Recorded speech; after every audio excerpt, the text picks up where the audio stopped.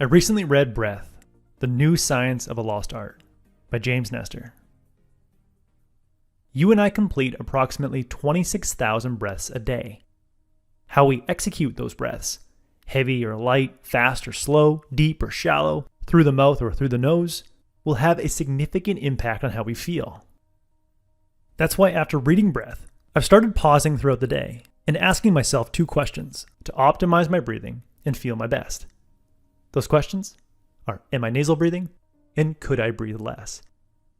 Here's why I ask those questions. First, am I nasal breathing? Nearly half of all people are chronic mouth breathers and are chronically stressed and exhausted as a result. To prove how bad mouth breathing is, author James Nestor implanted silicone plugs in his nose for 10 days. After just a few hours of plugging his nose and breathing solely through his mouth, he felt awful. His heart rate variability plummeted, indicating that he was in a state of chronic stress. His blood pressure spiked by 13 points, putting him in a stage 2 state of hypertension. And the longer Nestor's nose was plugged, the harder it was to concentrate on his work and remember simple facts.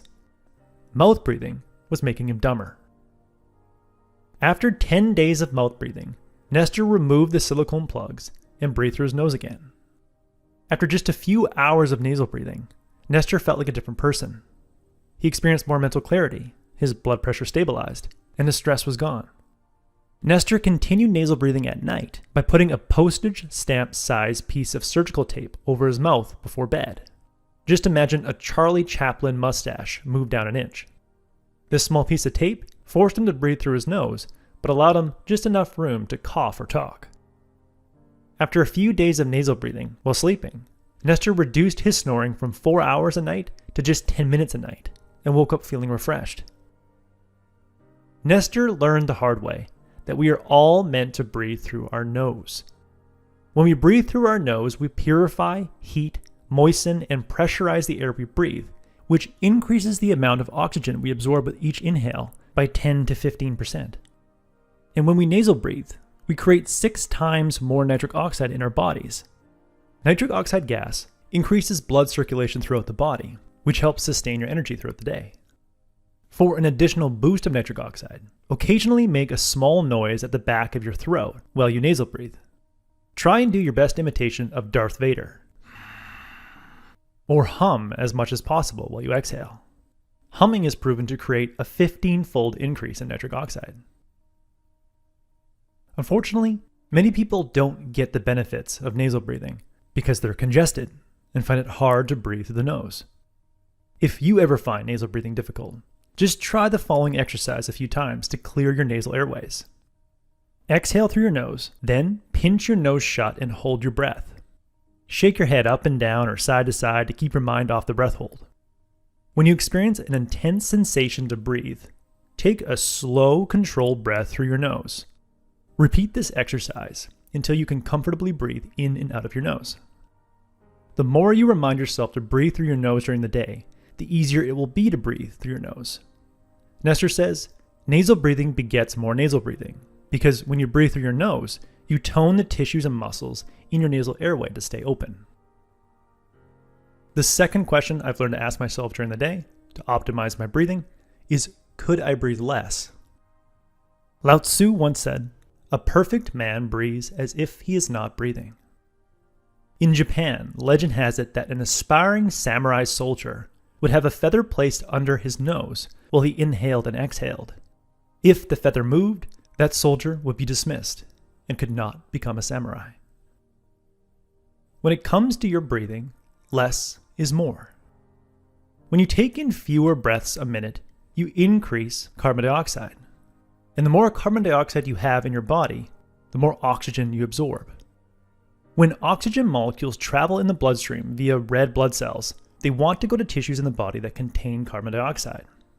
A silly analogy to illustrate the point, the cells of your body are like nightclubs, and carbon dioxide molecules are attractive women in the nightclub, and oxygen molecules are a bunch of single guys.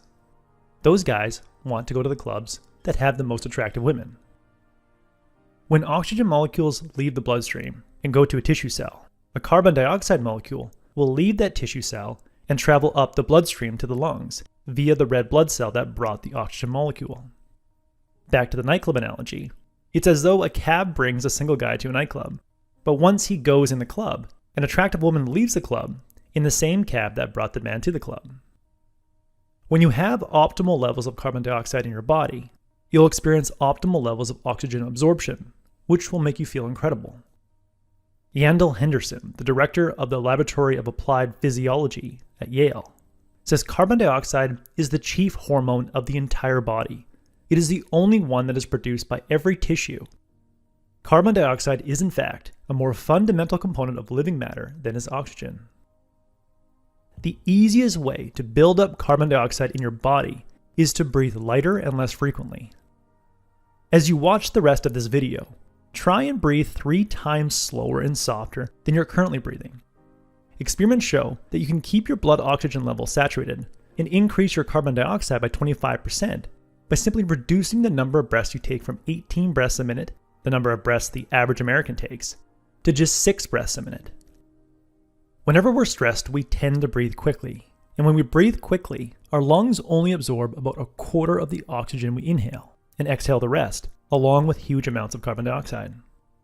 That's why it's important to notice your breathing during the day, and ask yourself, could I breathe less? Slow down your inhales and exhales, and take comfortable pauses between breaths. Your goal during the day should be to take in just enough air to meet your metabolic needs and no more.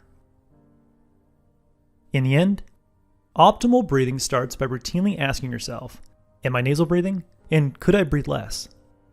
When you remember to shut your mouth and nasal breathe, you increase nitric oxide, which increases blood flow.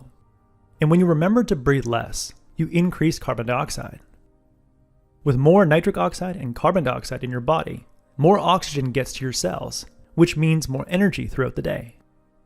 How you breathe during the day can be the difference between feeling exhausted and feeling your best. That was the core message that I gathered from Breath by James Nestor. Nestor has fundamentally